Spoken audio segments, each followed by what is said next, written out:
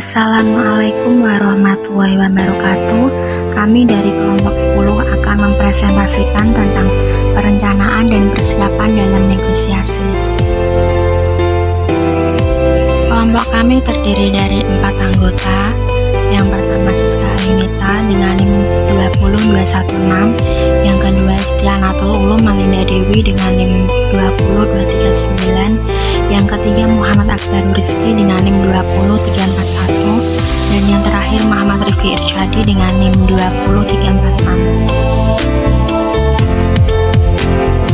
Pengertian negosiasi. Jika dilihat secara etimologis, kata negosiasi berasal dari bahasa Inggris yaitu to negotiate serta to be negotiation, yang memiliki arti merugikan, menawarkan, dan membicarakan.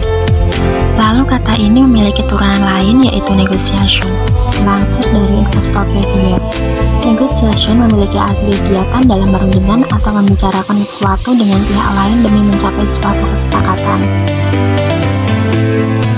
Berdasarkan pengertian di atas, maka bisa ditarik kesimpulan bahwa pengertian negosiasi adalah suatu diskusi yang dilakukan demi menyelesaikan suatu masalah dengan cara yang bisa diterima oleh pihak lain yang melakukan negosiasi.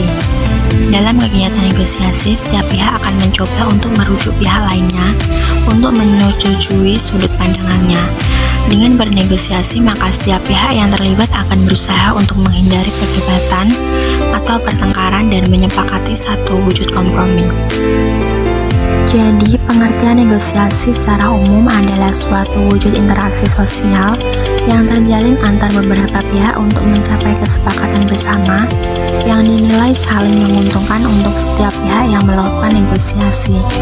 Mereka yang melakukan negosiasi ini biasanya disebut dengan negosiator. Adapun tujuan dari negosiasi, yang pertama, mencapai kesepakatan bersama, yang kedua, mengurangi perbedaan porsi dan konflik pada tiap pihak, yang ketiga, menyatukan semua pendapat atau win-win solution, dan yang terakhir, mengatasi atau menyesuaikan perbedaan.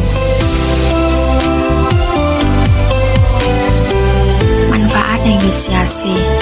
Yang pertama, terciptanya kerjasama antar pihak untuk mencapai tujuannya masing-masing. Bisa timbul saling pengertian antar pihak yang melakukan negosiasi, terciptanya kesepakatan yang menguntungkan semua pihak yang bernegosiasi. Yang terakhir, terbentuknya interaksi yang positif antar pihak yang melakukan negosiasi, yang kemudian bisa berdampak luas ke lebih banyak orang. Gaya negosiasi. Menurut Badan Eonson atau Conflict Management 2007, terdapat dua model atau gaya negosiasi, yaitu model John Warner dan Joel Aronoff dan John Wilson. Sebagai pakar komunikasi, John Warner telah mengembangkan model gaya negosiasi yang didasarkan pada empati dan energi. Empati adalah kemampuan seseorang berhubungan secara emosional dengan orang lain, misalnya dalam merefleksi perasaan yang sama ketika orang lain sedih atau gembira. Sementara energi terkait dengan kemampuan variabel dan nonverbal. Energi verbal seseorang misalnya dalam meningkatkan volume suara dan kecepatan dalam berbicara. Sedang energi nonverbal berupa bahasa tubuh seperti kontak mata, gerak kepala, dan gerak tangan. Kebiasaan-kebiasaan tersebut melahirkan 4 gaya negosiasi. Yang pertama, model menggertak lawan. Yang kedua, menunjukkan kepercayaan. Yang ketiga, menggerakkan potensi diri diam-diam. Dan yang terakhir, gaya mendiskusikan usulan suatu secara lain.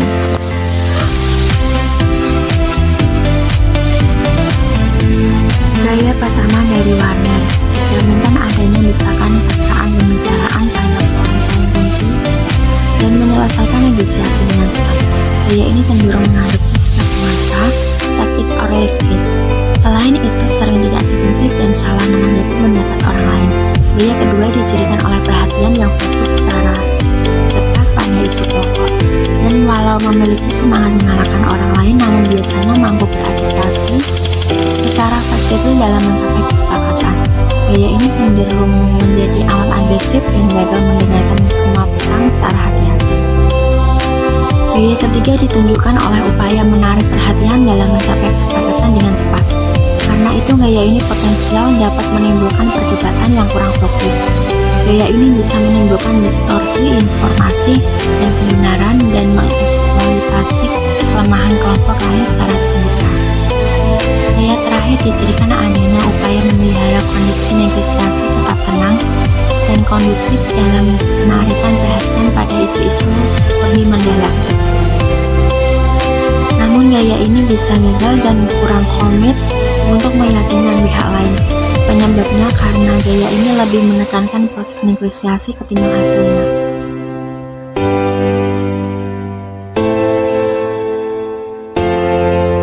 Berbeda dengan Warner yang ahli komunikasi, Aronoff dan Wilson, keduanya ahli psikologi telah mengembangkan gaya negosiasi berbasis pada 11 variabel kepribadian sebagai berikut. 1. Rendah diri, mudah menyalahkan dirinya sendiri, menyerah, memaafkan, mengakui, bertobat, mengikuti, dan menerima hukuman. 2. Kebergantungan, yaitu mencari bantuan, proteksi, simpati atau pertolongan, dan merasa terancam kehilangan kekuatan diri. Yang ketiga, persetujuan, yaitu mengagumi, bekerja sama, menyamai atau melebihi orang lain, dan gemar memberi dan melayani seorang pemimpin. Yang keempat, sikap otoriter, yaitu memegang pada nilai-nilai konvensional, sikap bermusuhan pada orang lain, meniru pihak lain, dan bersikap anti-demokratis. Yang selanjutnya, perintah, yaitu berkomunikasi antar pribadi, cenderung bernada perintah dan mengorganisasi tugas-tugas dan interaksi sosial secara rinci. Yang terakhir, afiliasi, yaitu berinteraksi dengan pihak lain, mengembangkan keterlibatan orang lain berbasis kesetaraan dan saling memuaskan.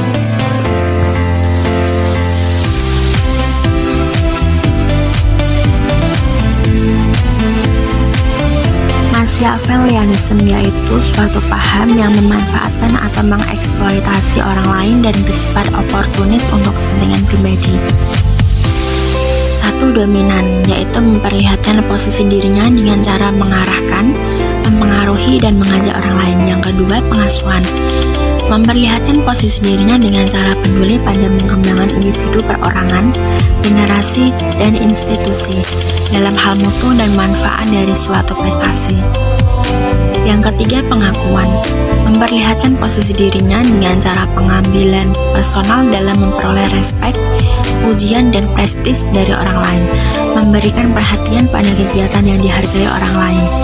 Yang terakhir, prestasi, yaitu memperlihatkan posisi dirinya melalui persaingan yang sukses dengan standar mutu tinggi bahkan sampai tingkat dunia.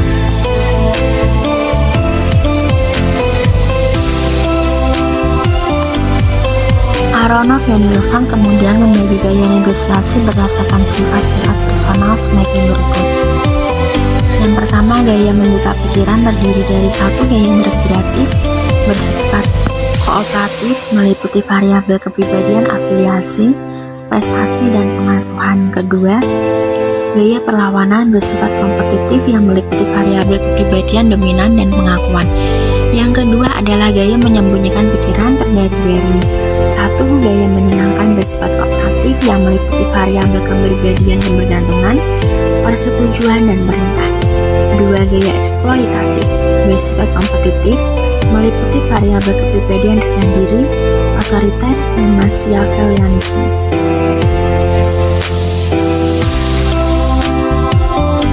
Menilai situasi dalam bernegosiasi. Ada 4 cara bernegosiasi dalam situasi sulit. Yang pertama, tetapkan tujuan dan tuliskan. Dalam bernegosiasi, Anda harus bisa menjauhkan hal-hal yang berada di luar tujuan Anda. Memiliki pemahaman yang jelas tentang apa yang Anda inginkan adalah hal yang perlu Anda lakukan dalam semua jenis negosiasi. Yang kedua, paham dengan posisi lawan Anda. Jika Anda paham dengan posisi lawan, maka Anda bisa membuat argumen yang lebih meyakinkan dan meningkatkan peluang Anda memenangkan negosiasi. Luangkan waktu untuk mendengarkan apa yang menjadi kebutuhan mereka. Yang ketiga, lakukan riset dan identifikasikan pendekatan yang akan digunakan.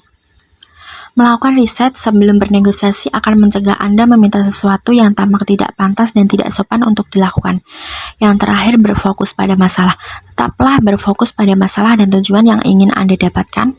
Dengan demikian, Anda bisa mendapatkan kesepakatan yang saling menguntungkan satu dengan yang lain. Perencanaan yang efektif membutuhkan kerja keras dalam semua poin-poin yang disebutkan di bawah ini. Menetapkan masalah yang harus diselesaikan pada negosiasi mendatang, mengumpulkan isu dan menetapkan bargaining mix, menetapkan dan memahami kepentingan apa yang terletak dalam isu tersebut, menetapkan batasan dan alternatif, menetapkan target diri sendiri dan membuka penawaran pada awal diskusi, memperkirakan konstituen dan konteks sosial di mana negosiasi terjadi, menganalisa pihak lain, merencanakan presentasi masalah dan pertahanan, yakni perencanaan yang meliputi proses di mana kita akan hadir dan menjual ide-ide pada pihak lain.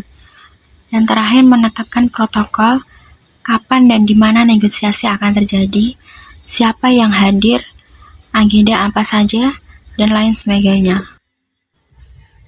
Sekian presentasi dari kelompok kami. Terima kasih. Wassalamualaikum warahmatullahi wabarakatuh.